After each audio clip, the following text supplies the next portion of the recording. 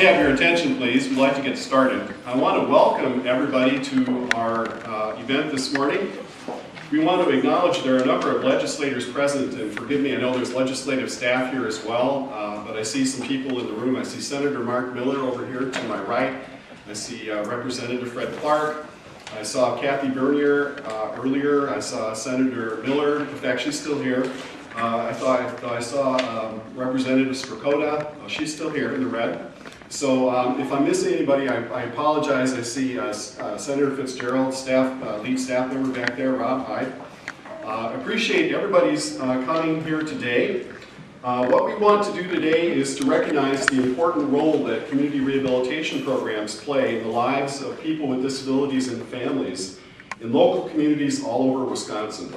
Last summer, continuing into the fall, some advocacy organizations criticized the business practices of community rehabilitation programs. Beside me here on the table, you can see how the people served by the community rehabilitation programs across the state answered those criticisms. Over 5,000 petitions in support of community rehabilitation programs were gathered by 30 organizations that are members of Rehabilitation for Wisconsin in Action from all parts of the state. The message is clear. And, quoting the language from the petition, quote, "When it comes to making policies related to my life, please consider my opinions because I am the person who has to live with the results." So one of the basic misunderstandings that has occurred about community rehabilitation programs is what they do. They do offer a full range of services. When you look at what community rehabilitation programs do in communities all over Wisconsin, they offer supports to the kids who are 0 to 3, who have been identified at risk of having a developmental disability. They offer services to youth in transition who are just coming out of the schools from the special education programs into the adult workplace. They offer all kinds of supports to adults with disabilities, everything from day programs for those who are not yet ready to work, to those who are just learning how to work and have the need for a center-based program, to placing people in jobs in the community. In fact, if you look at what community rehabilitation programs are doing around the state, you would understand that 65% of all the supported employment that is provided and funded by the Division of Vocational Rehabilitation is provided by these community rehabilitation programs.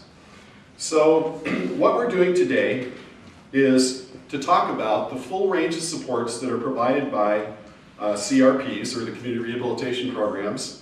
And we want to make sure that people understand that the CRPs want to do more. We want to help more people find jobs in the community.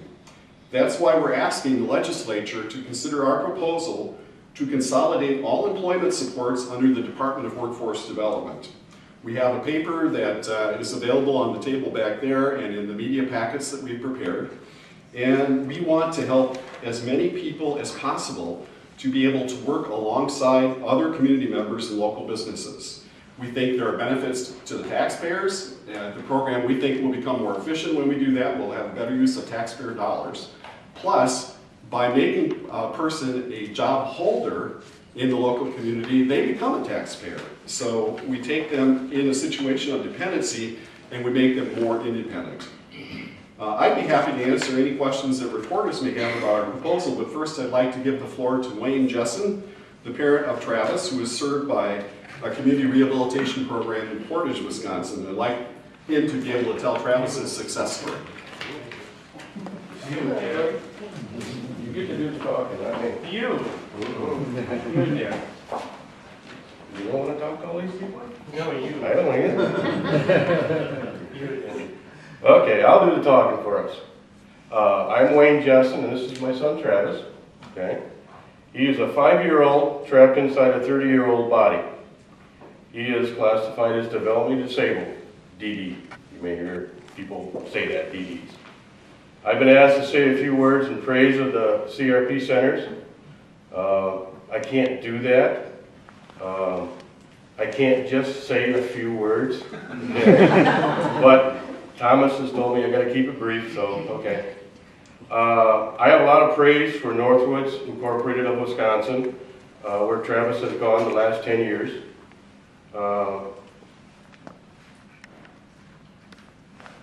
I've been told that 30 years ago, things would have been very bleak for Travis. He would have been put in an institution or would have sat at home. Instead, he was given a chance to develop and learn through the special ed classes in his schools.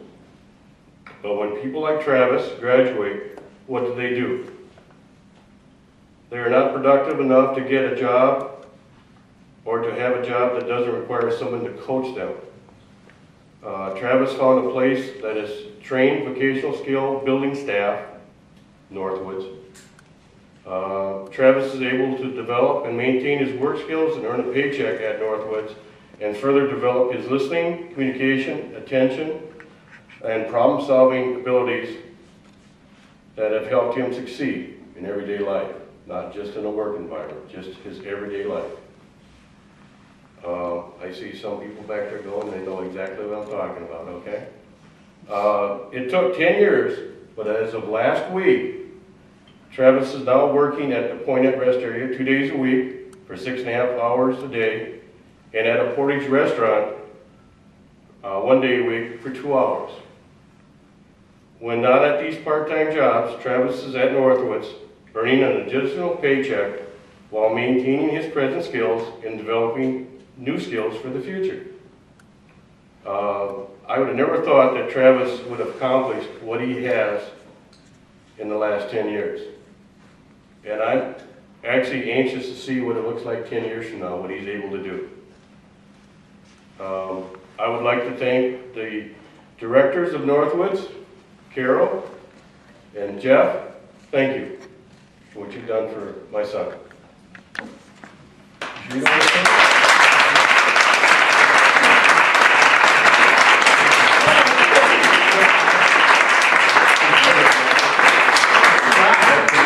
Congratulations, Travis. Thanks, Wayne. Yeah. I'd be open for any questions. We do have a number of leaders within the community rehabilitation programs who are able to answer any questions. We do have, these petitions will actually be presented to legislators today. If we had TV cameras here, we might make a presentation right now. Senator Mark Miller will receive some from the Northwoods program, but serves Wayne's son, Travis.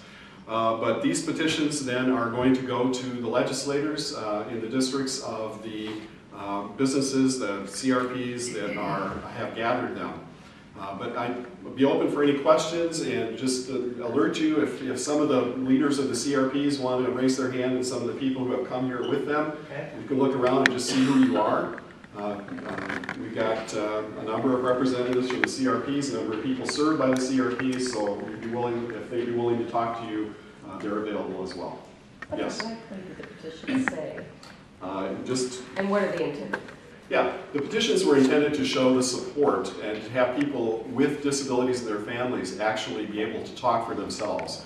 Some of the advocacy organizations have presumed to talk on behalf of people with disabilities about the services that are provided by the community rehabilitation programs. And what we said is that rather than get into a he said, she said kind of contest when the criticisms arose last summer, we thought we would actually have people with disabilities and their families respond. And so I can read what the petitions say here. It says, I am a person with a disability or a family member or guardian of a person with a disability speaking on his or her behalf. Community rehabilitation programs are important to me. I strongly support my local CRP. My CRP gives me a choice of where to work or spend my day. That is very important to me. One size does not fit all. I want to have choices. This includes choosing where I receive services, being able to learn and practice new skills, including social work and community living skills, having a chance to earn a paycheck, and becoming as independent as I can be. My CRP has contributed to my well-being and to the community in which I live. When it comes to making policies related to my life, please consider my opinions because I am the person who has to live with the results. And then we had people sign their names, put their address down, their phone number, and so forth. So that's the information that are on the 5,000 plus petitions we gathered. You mentioned wanting to consolidate under Department of Workforce Development. What's the current structure and why do you think this would improve it? The current structure, for the most part, is 57 of the 72 counties. Family care is now the way in which people get long-term care. Long-term care probably is not a good fit for employment services. Long-term care is concerned with nursing homes, it's concerned with keeping people out of nursing homes, it's concerned with supports that people might need for therapies and other things. And actually, when you think about competing priorities within the long-term care scenario, oftentimes employment comes in last. And so, there's a limited amount of funding that is available to managed care organizations in those 57 counties. And they have to make decisions about, where people are going to get their supports. And so they try to keep people in their homes as long as possible. That's a very costly endeavor. They serve people who are elderly, they serve people with physical disabilities, and they serve people with developmental disabilities. And in fact, when it comes to employment supports, we just think it's a better fit to put the employment supports piece over with the Department of Workforce Development, which is actually concerned with employing people in local communities. They have workforce development areas, they have one-stop shops, they have the ability of supports over in the Division of Vocational Rehabilitation. There's a lot of expertise there. We just think it's a better fit. If we were to identify the dollars that are currently being spent in family care and the other programs which are being phased out, the community integration program primarily, then we could pull those dollars out and have them go over to the Department of Workforce Development so that we can track over time in a new division of extended employment supports how those dollars are being spent, which makes it more accountable, and we're able to grow it over time. One of the criticisms has been of the CRPs that we don't do enough in supported employment. Well, we do as much as there is available funding for. We'd like to do more. We think this is a way to do more. You said you have 3 points here that you're looking for legislation for. Have you worked with any legislators? Are there any bills drafting?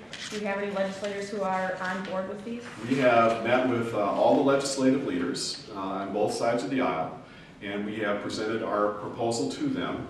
We have Representative Fitzgerald, who will work with us on legislative language.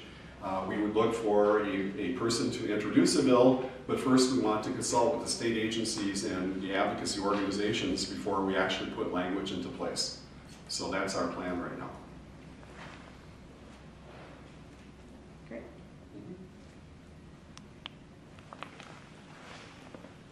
Other questions?